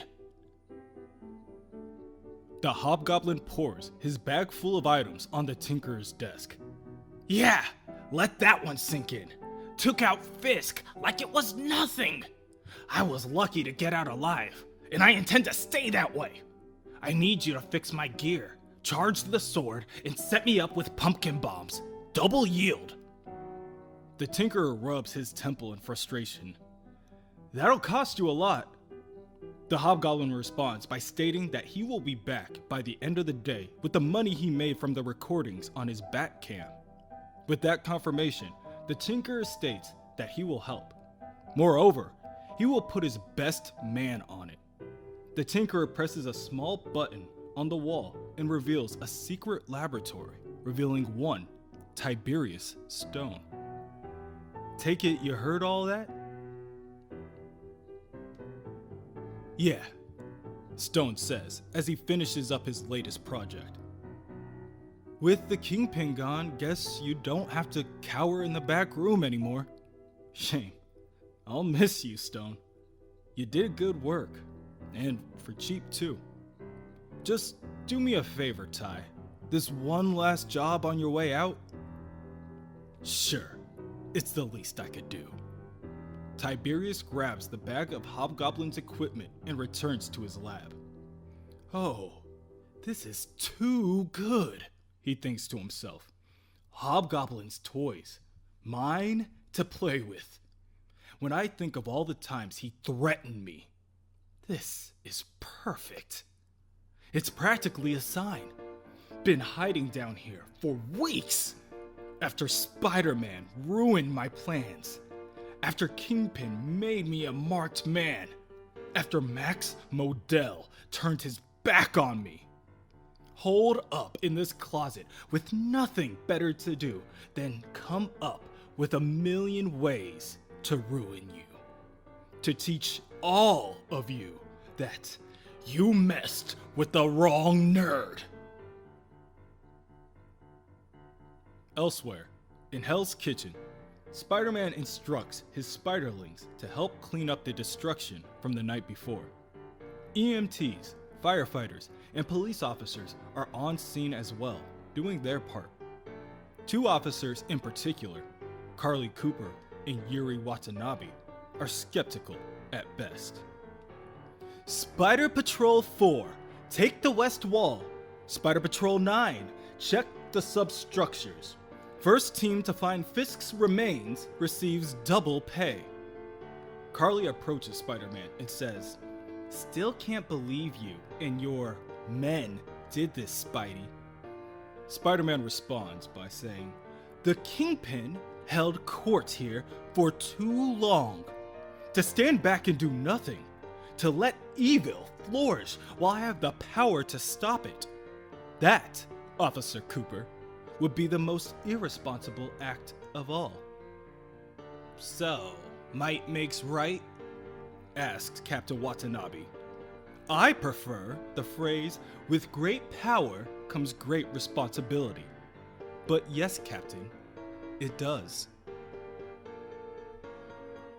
This clearly irritates Carly, and she moves closer to speak privately with Spider-Man. Nothing about what has been happening makes sense. None of his recent actions says Peter Parker. Least of all, affording giant robot spiders and henchmen. Otto, assuming that he is still successfully fooling everyone to believe that he is the real Peter Parker, simply answers by telling Carly that the city is paying for it. But she doesn't buy it. Carly claims that penny-pinching J. Jonah Jameson would never authorize any of this. Soon after, an officer calls Carly over to inform her that they have found and identified the body of Wilson Fisk buried within the rubble. Spider-Man basks in his success and calls it a day. The two women watch Spider-Man swing off into the distance, and Yuri turns to Carly and asks, "So, your crazy theory about Spider-Man?" Getting less crazy by the second? In fact, I'm dead certain I'm right. And he's just giving me a way to prove it. His men, vehicles, and equipment. He says the city's paying for it. No way. I'd see that in the budget. I know. He's lying. So, we follow the money. It's a plan, confirms the captain. And I know just where to start, but not as Captain Yuri Watanabe. Unfortunately for our web-headed friend, I have a little power and responsibility as well, as the Wraith. Elsewhere, at the Daily Bugle, Phil Urich tells everyone the inside scoop on the night before. Amongst his co-workers are his uncle, Ben Urich, Robbie Robertson, and ace reporter Nora Winters. Hell's Kitchen was leveled by Spider-Man with the mayor's involvement. The Kingpin was even inside when it happened. Every channel on TV has non-stop shot after shot of the scorched earth and rubble. But what they don't have, however, is full video coverage of the place folding in like a house of cards. Phil brags that he successfully captured it all on a memory card at 24 glorious frames per second. Phil Urich, I could kiss you, Nora says excitedly. Robbie also pulls Phil aside and tells him, "Outstanding, Urich. Don't know how you keep doing it, but we're all grateful. Anything you need, just ask." Well, Robbie, Phil smirks. A good place to start would be cut me a really big check. Eventually, Phil returns home. He made good money today. The problem is, it's not Kingpin money. Most likely, he won't even be able to cover the Tinker's bill, or keep the original Hobgoblin off his back. At that moment, Phil receives a video call from Roger Kingsley, the original Hobgoblin. "What's going on, kid?" he asks. "You're late with your monthly fee. There's a lot of crooks out there who'd kill for the right to be the new Hobgoblin. You don't want me terminating your contract now, do you?" Phil begins to stutter. A little short right now." "So?" Kingsley asks, annoyed. "What are you looking at me for? You're a supervillain, right? Rob a bank. Well, rob 5 or 6, cause if you're going to balance the books, you're gonna pay me with interest." So, with no other choice and limited resources, Phil dons his costume and proceeds to go on a rampage around town. He robs bank after bank and wonders how it all came to this. High overhead, monthly fees, working around the clock? Since when did being a bad guy become a job? Of course, Hobgoblin's recent string of crimes gains the attention of Spider-Man. What? Hobgoblin's alive? Otto thinks to himself. How did he escape Shadowland without my sensors detecting him? It's impossible. My web of spider bots sweeps the city for all crime. How did he dodge my cameras and still get captured by the Daily Bugles? It defies all logic! Quickly, Spider-Man zips back to Spider Island 2 in order to address his spiderlings. Minions, attend me! My spider bots are failing. I need eyes on the ground. Men I can trust. If you see even a trace of this grinning idiot, you call it in and converge in mass. Until he's found, no one goes home. Is that understood? And I mean no one.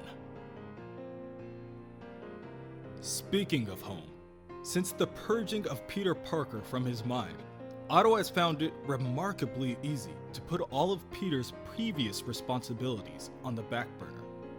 He has not spoken to his Aunt May for weeks. She believes that it is school and his new girlfriend that are keeping the two away. Perhaps she should invite them over for dinner. Mary Jane has called him dozens of times and no answer. From all she knows, Peter still hasn't shown any concern for her club burning down to the ground. Not even a swing by. At Horizon Labs, Max Modell solemnly starts their next meeting. Parker, as the others would say, is showing no concern for work or their ongoing legal litigations. He is even skipping out on class, which, for Professor Lopez, could be considered a blessing. Within Spider Island, Otto sits on his throne, keeping his eyes on the countless screens around him. Currently, he is racking his brain to figure out just how Parker could keep bumbling his way into different adventures. Otto is trying his best, using tactics and resources beyond Parker's grasp or imagination. And yet, Otto is still falling short. Why? Is it that his dedication is lacking? As Dr. Octopus, his identity wasn't so fractured. Octavius and Octopus were one and the same. Perhaps it's Peter Parker that is holding Otto back. If he casts his new life aside, if he gives himself fully to the spider, he could undoubtedly do great things for this world. And would anything truly be lost? At that moment, Otto receives a call from Anna Maria. In the sewers beneath the streets of New York City, now to be known as the Goblin Underground, the Green Goblin and one of his followers enter a broken down subway car. Inside the car is a makeshift laboratory of the Goblin's own creation. It has also come to his attention that the Hobgoblin has been going on a crime spree, and yet he is completely off Spider-Man's web. The lucky pointed ear fool has the Green Goblin to thank for that. Currently, he informs his followers, the Goblin protocols work for anyone wearing a goblin mask or brandishing his symbol. That idiot Hobgoblin just mistakenly stumbled into some good fortune. So, the longer the Hobgoblin stays active, the sooner a suspicious Spider-Man will find the hack they did to the system. For now, the Green Goblin instructs his boys to lay low for a while as the protocols are being turned off. It will be quite entertaining to him to see just how well the wannabe does once he's back in the spider's line of sight. Otto answers Anna Maria's summons from the phone call and arrives at the Chancellor's office at Empire State University. While his attendance has been spotty at best, there is no denying his incredible test scores. So, both the Chancellor and Professor Lopez will be awarding Otto with a full credit. With that being said, the next time Otto will have to suffer Lopez's presence will be when Otto presents his thesis to the professor and the rest of the board. The meeting ends and Otto and Anna Maria exit the building. Thank you, Anna. That was surprisingly not unpleasant. Well, for one, you didn't get a call and have to run off and help Spider-Man. Fortunate. Not really. I picked your pocket. She holds up his phone. It's been vibrating like this for 2 minutes. Anna! Why would you? 'Cause Spidey'll be fine. And I care about our future, Peter. Your future. A smile spreads across Otto's face. You said our future. Shut up. I look forward to talking about this later, but unfortunately, I am needed elsewhere. At the moment, Hobgoblin is once again pilfering from the poor. He exits a check cashing station and leaves it burning in his wake. There, he says, with this haul and selling the footage of this to the Bugle, I should finally be able to pay off all my bills and debt. Tell me you got that back, Cam. Not far away, Tiberius Stone stands on top of a building with a small tablet in hand. Ever since the goblin arrived at the tinkerer's shop, Ty has been keeping a close eye on the criminal. Oh, I got all of it, Gobby, Ty muses. And thanks to the transmitter I installed on your tech, I've got it too. Along with a ringside seat for your inevitable run with Spider-Man. Ah, perfect, he announces as the wall crawler arrives. I'd say right on cue. Spider-Man arrives and kicks Hobgoblin in his blind spot, demanding to know the criminal's secret. How did a slack-jawed lackey like you evade my surveillance until now? Explain at once before you what? What more can you do to me, Bug? Hobgoblin reaches for his flame sword while telling Spider-Man, you've taken everything from me. Sweetest deal I ever had, gone because of you. This here, he claims, now pointing the hilt of his weapon at the hero. This is where I get a little something back. Starting with your pretty little webbed head. Hey! Hobgoblin clicks the button on the hilt of the weapon, which usually ignites the sword. However, this time, the hilt sputters out a few flames before dying completely. From the rooftop, Ty asks aloud, "Ah, now how did that happen?" His finger pressed firmly on the tablet that he is now using to manipulate the goblin's armor and weaponry. Seeing that his weapons are now ineffective, Spider-Man slashes at the goblin with his claws. As I was saying, talk! Tell me how you circumvented my feeds, and I shall consider sparing you. The goblin cries in pain before kicking Spider-Man away. Seeing this as his opportunity, the goblin's wings begin to flutter as he prepares to make his leave. Yeah, well, generous as that sounds and all. Gotta fly. Later, Webs. Much, much later. Coward! Spider-Man calls out before chasing after his opponent. You may be fast, but that won't stop me. Spider-Man finds the Hobgoblin's armor and wings discarded on a nearby building top and picks them up for further inspection. Admittedly, ditching the armor was clever on the Hobgoblin's part. Spider-Man tagged him with nanotracers. Most of the tracers are accounted for within the discarded garment, but the question remains, did Spider-Man strike deep enough? Did any of his tracers make it on the Hobgoblin's person, or subdermally? Otto clings to the side of the building to inspect the pedestrians below. Damn it, he says. He could be anyone down there. And if he can shield himself from my spider bots, blocking the nanotracer's signal would be child's play in comparison. No, I can't lose him. Not when I'm so close. Where are you? On the street, Phil Urich stomps all the way to the Bugle.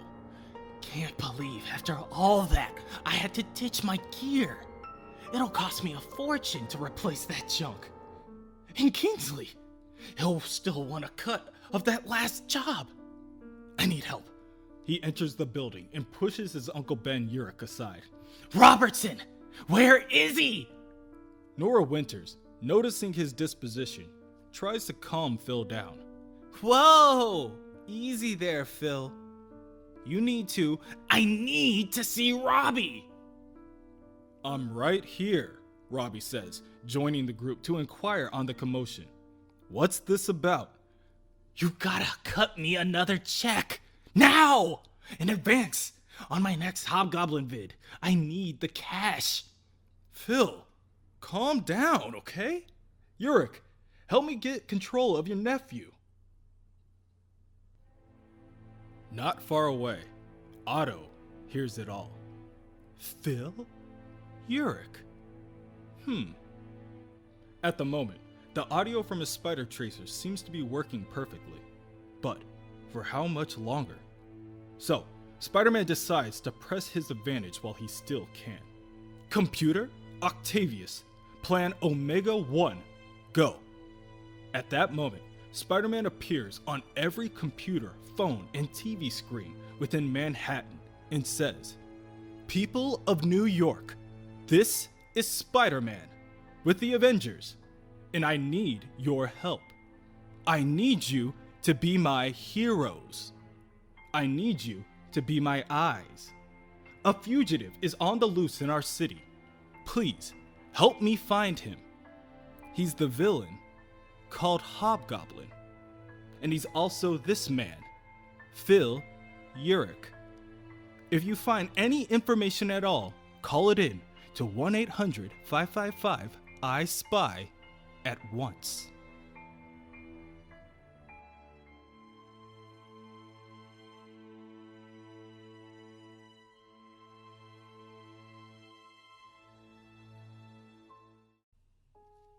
The workers within the Daily Bugle begin to murmur and gossip about what is happening with Phil Urich.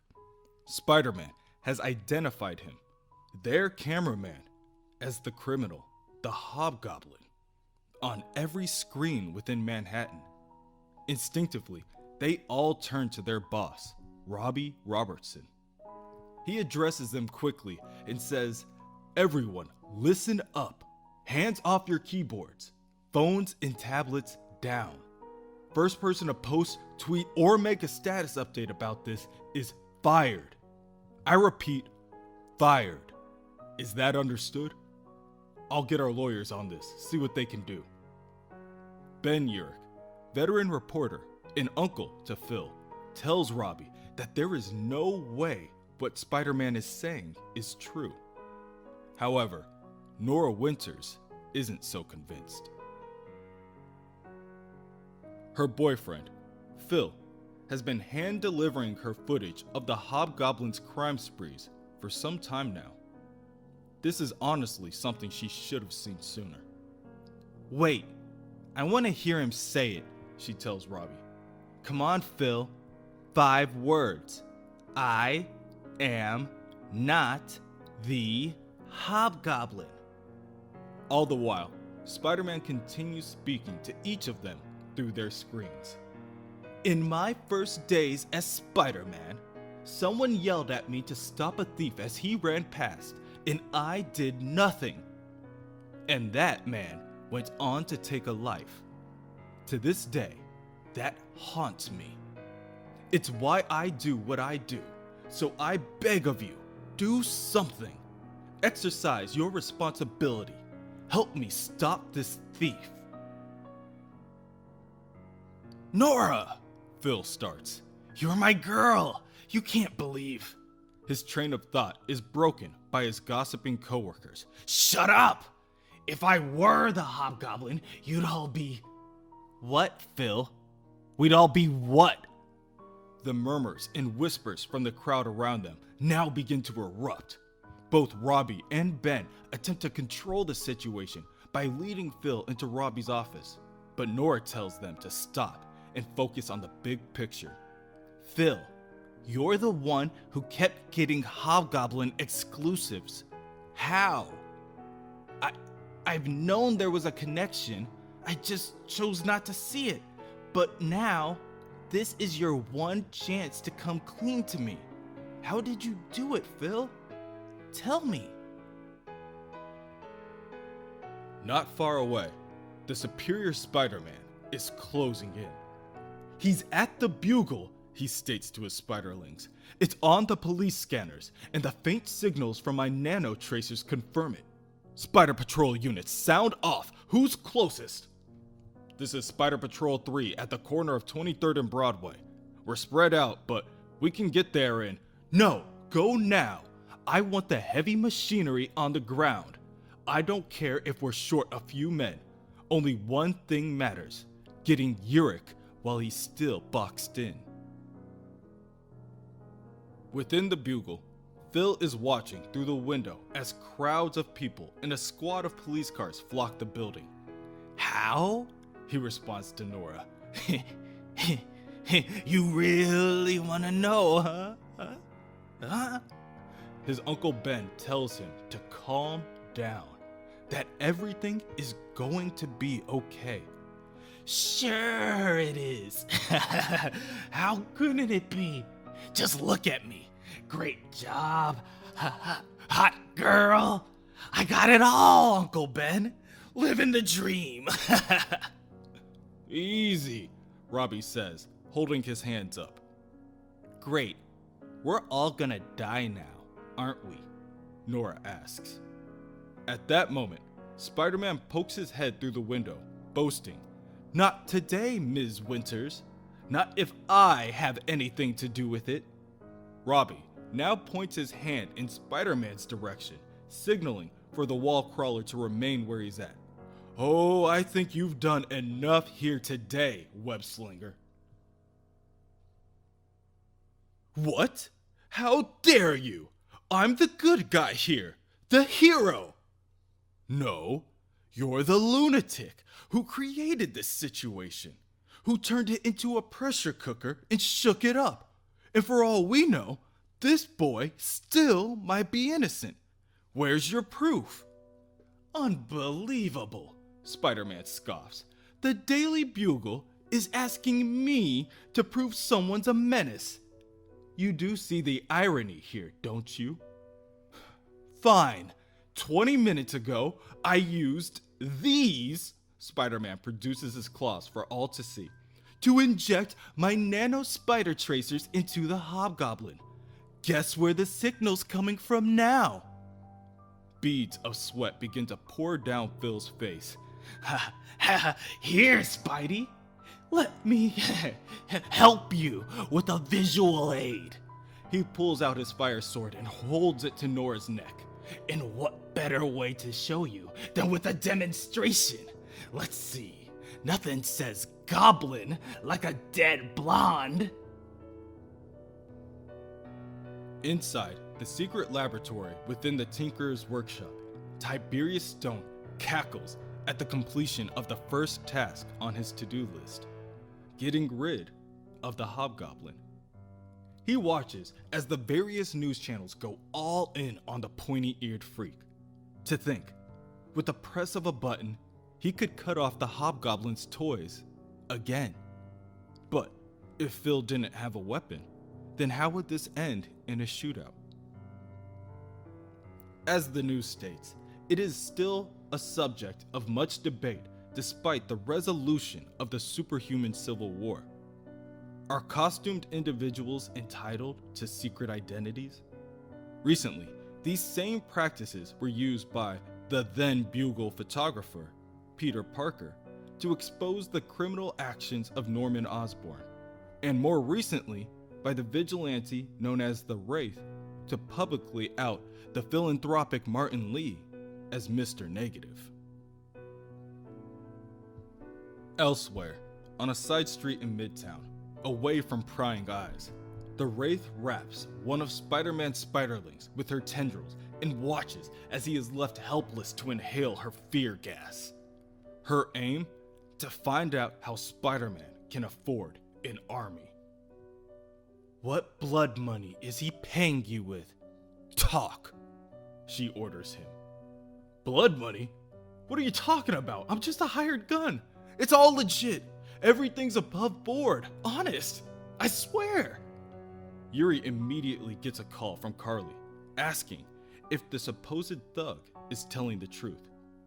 Yuri's polygraph sensors in her tendrils tell her yes, and her face recognition lenses aren't getting any hits either. The man they're speaking with right now, evidently, has no criminal record, at least on file. Maybe you could up the fear gas, Carly suggests from behind the keyboard to the laptop within her apartment. What good would that do, other than making me feel more like a creep? All right, new idea. Can you get me his bank account number? Whoa, says Carly, surprised at Yuri's efficiency. That was fast. Okay, let's see where this leads us. Some time passes, long enough for the Spiderling's mind to wonder. Hey, he asks, what does a ghost need with my checking account? Quiet, you, Yuri threatens him. Well, did we find our smoking gun? Almost, Carly tells her. A lot of smoke, no gun. Yet. What we do have is a lead on a very large offshore account. How do you feel about a trip to the Caymans? Within the Bugle, Nora Winters elbows Phil in the chin, freeing herself from his grasp. Yurik, you're a total dick. You drink my last beer, make me watch Expendables 2, and now this? We are so done. At the sight of this, Spider-Man is honestly impressed. Excellent work, Ms. Winters. Think I can take it from here? Spider-Man begins to attempt to push his way through the massive group of workers, unsure of what their next move should be. Out of my way, you senseless cattle! I'm trying to save you. Phil swings his sword, nearly burning his uncle, and replies, Really? Then that's how I win. That's how I get the last laugh. You may be safe from my sonic scream, bug, but all these cattle are dead meat. Phil throws his head back and begins to emit a high-pitched screech coated in laughter. All the now hostages are forced to the ground in pain. The closest of the workers, his uncle Ben Urich, begins to bleed from his nose and screams out for mercy. Uncle Ben, Phil says softly as he realizes the damage he's doing to his own family. Spider-Man prepares to sprint forward and tells the villain, Show's over, Urich. In fact, I'd say you bombed. He then presses a button on his gauntlet. Subdermal nanotracers. Detonate. The multitude of spider tracers that Spider-Man was able to scratch into Phil during their last encounter begin to explode. And this time, Phil is the one to yell out in pain. Spider-Man lunges forward and tackles Phil out of the window while saying, Spare me, child. Those micro-explosives serve more to shock than harm. No, the real pain lies outside. The glass to the building shatters, and Spider-Man keeps running until he slams the criminal against a nearby police car with enough force to almost knock the vehicle on its side. Phil looks around to see a crowd of onlookers, each afraid of his gaze. He looks behind him and sees an electronics store with TVs on display, and once again, he is the topic of discussion. That's your reward, Hobgoblin. Fame. Or infamy. Take your pick. But from now on, everyone knows you for who and what you are. Even one of Phil's old teammates is being interviewed. She states that her and Phil were in a support group for former teen heroes some time ago. Even then, Phil was pretty messed up. So much so that his recent turn to villainy doesn't surprise her at all. At the time, Yurik was trying his hand at being a heroic version of the Green Goblin, which makes this event, the very public fall from grace, all the more tragic. Within the Goblin Underground, the Goblin King stares at the ongoing news and confusion. Silly wall crawler, you had a secret all to yourself, and you turned the card over.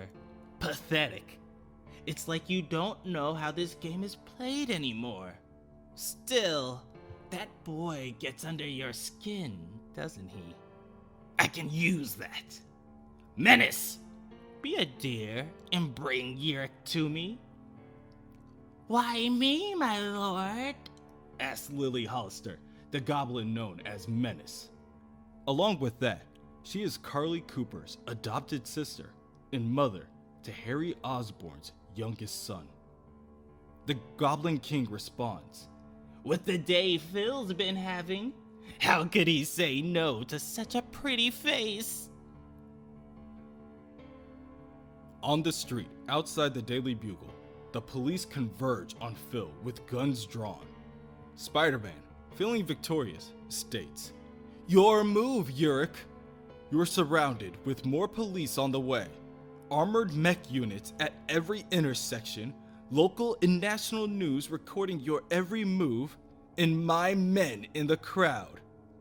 There will be no more hostage attempts. So, what will you do now? Phil finally releases his sword, signaling his defeat. Smart move, Spider-Man says as he reaches for the fiery weapon. Of course, there's the matter of your sonic scream. What if you tried that again? People could get hurt. If only there was a way of stopping it from ever leaving your throats. At that moment, Spider-Man receives a priority call from Captain America. What is it? I'm in the middle of something here, he says angrily. Captain America, in an annoyed voice, states, Same with us, Spider-Man. Fighting lava men in Borneo. Yes? Well, I have Hobgoblin in Manhattan. We heard. And you're using an army and giant robots. Again. Need I remind you, Avenger, you are currently on probation.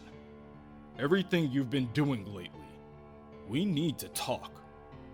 Yes, we do, Spider-Man agrees before extinguishing the sword.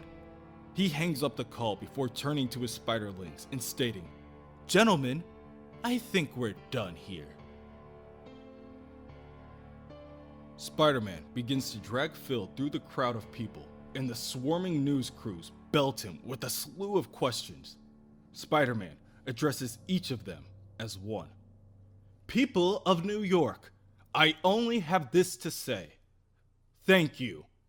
Thanks to your vigilance, we were able to capture this known felon. Today, you were my spider army. You helped me bring this to a close.